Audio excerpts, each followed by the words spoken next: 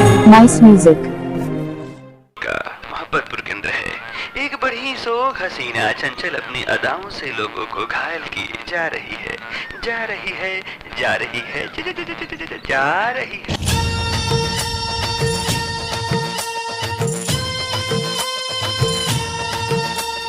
माल कच्चा कचवा बनी है गोलगप्पा,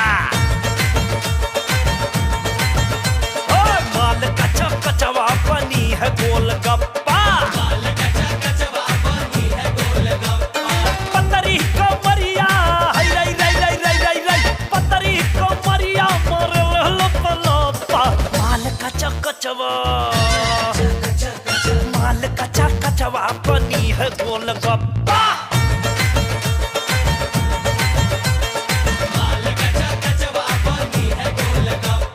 माल कच्चा कचवा बनी है गोलगप्पा।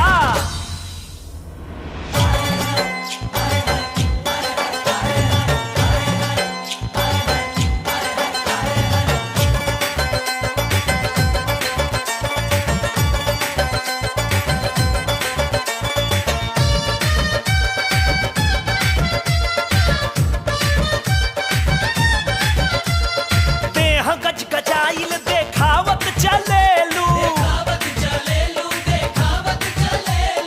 गोरिया जमीन दलकावत चलेलू,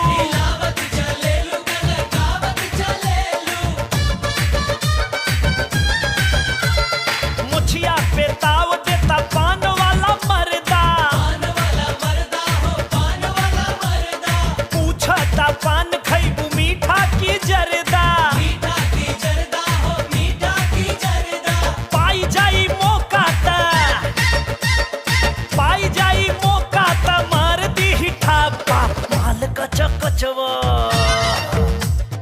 माल कच्चा कचवा बनी है गोलगप्पा,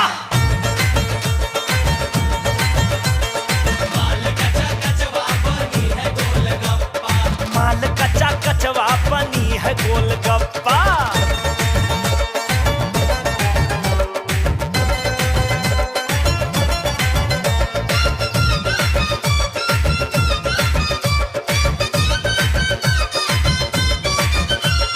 अपना के बड़का हीरोइन बुझेलू,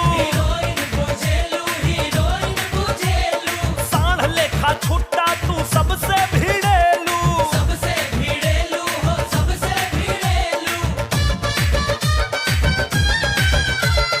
यूपी में कौनो रगड़ दिए प्यारी, लूट ली है चदरा ओढ़ा के बिहारी,